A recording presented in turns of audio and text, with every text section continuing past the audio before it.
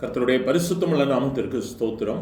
இன்றைய நாளின் கர்த்தருடைய வார்த்தையாக யோவான் எழுதின சுவிசேஷம் 5ஆம் அதிகாரம் 14வது வசனம்.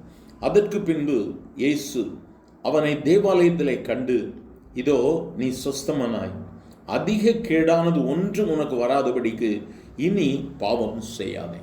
எனக்கு அருமையானவர்கள், இந்த இடத்துல இயேசு அந்த மனிதன், சுகமாக்கப்பட்ட மனிதன், வியாதியிலிருந்து விடுதலையை பெற்ற மனிதனை பார்த்து இயேசு சொல்லுகிறார், இனி உன்னுடைய வாழ்வில் இன்னும் அதிகமான கேடுகள் அல்லது தீமைகள் வராதபடிக்கு இனி பாவம் செய்யாதே. ஆகவே இந்த இடத்துல நாம் ஒன்றை புரிந்து கொள்ள முடிகிறது. வாழ்வில் கேடானவைகள் வருவதற்கு பாவமும் ஒரு காரணமாக இருப்பதாக நாம் பார்க்கிறோம். ஆகவே நம்முடைய வாழ்க்கையை நாம் ஆராய்ந்து பார்க்க வேண்டும். ஒருவேளை கேடு, பாடு, கஷ்டம், பல காரியங்கள் இருக்குமானால் நம்முடைய வாழ்க்கையை ஒரு விசை கூட அனலைஸ் பண்ணணும், ஆராய்ந்து பார்க்கணும்.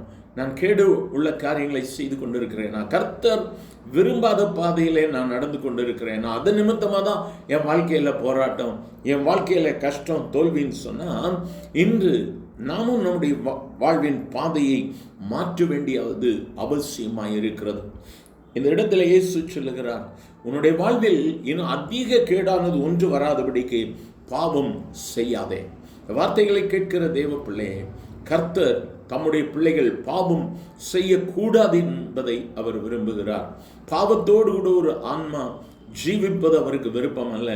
பாவத்திலிருந்து நாம் விடுபட வேண்டும் என்பதற்காகத்தான் அவர் கல்வாரி சிலுவையில் தன்னுடைய ஜீவனை கொடுத்தார்.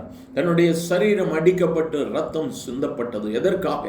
அந்த பரிசுத்த ரத்தம் இந்த பூமியில சிந்தப்பட்டது நிமித்தமாய் மனுக்குலம் விடுதலையை பெற்றிருக்கிறது. பாவத்திலிருந்து விடுதலையை நாம் பெற்றிருக்கிறோம்.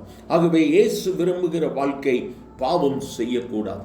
இந்த நாளிலும் ஒருவேளை பாவத்து நிமித்தமாய் உன்னுடைய வாழ்வில் போராட்டங்களா, பாவத்து நிமித்தமாய் உன் வாழ்வில் வியாதிகளா, பாவத்து நிமித்தமாய் உன்னுடைய வாழ்வில் ஏதோ வர வேண்டிய நன்மை இன்னும் இடைப்பட்டு கொண்டிருக்குமானால், எனக்கு அருமையான தேவ பிள்ளையே, ஆண்டவரோடு கூட ஒப்புரவாக பார். உன்னுடைய முழங்காலில் நின்று இயேசுவினிடத்தில் சொல்லுவாயா, ஆண்டவரே, ஒருவேளை என்னுடைய பாவம் இந்த ஆசீர்வாதங்களுக்கு தடையாக இருக்குமானால் இந்த பாவங்களை என்னுடைய வாழ்வில் இருந்து எடுத்து போடும். என்னுடைய வாழ்வில் ஒரு புதிய அத்தியாயத்தை துவங்க உதவி செய். வேதம் சொல்லுகிறது, பாவங்களை மறைக்கிறவன் வாழ்வடைய மாட்டான், அவைகளை அறிக்கை செய்து விட்டு விடுகிறவனோ இரக்கம் பெறுவான்.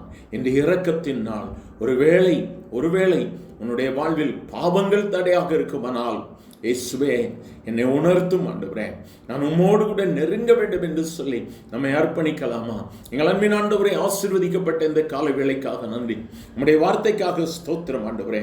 நீர் எங்களோடு கூட பேசின தயவிற்காக ஸ்தோத்திரம். இனியும் நாங்கள் பாவம் செய்யாதபடிக்கு உம்மிடத்தில் நெருங்கி வர கர்த்தர் எங்களுக்கு உதவி செய்யும் ஆண்டவரே. இன்னும் உம்மை நோக்கி கூப்பிட்டு கொண்டிருக்கிற ஒவ்வொருவர் மேலும் உம்முடைய ஆணி வாய்ந்த கரம், அன்பின் கரம் அமரட்டும் ஆண்டவரே. எதிர்பார்ப்புகளை இன்று அவர்களுக்கு நிறைவேற்றி கொடும். எல்லா எதிர்ப்புகள் மாறட்டும்.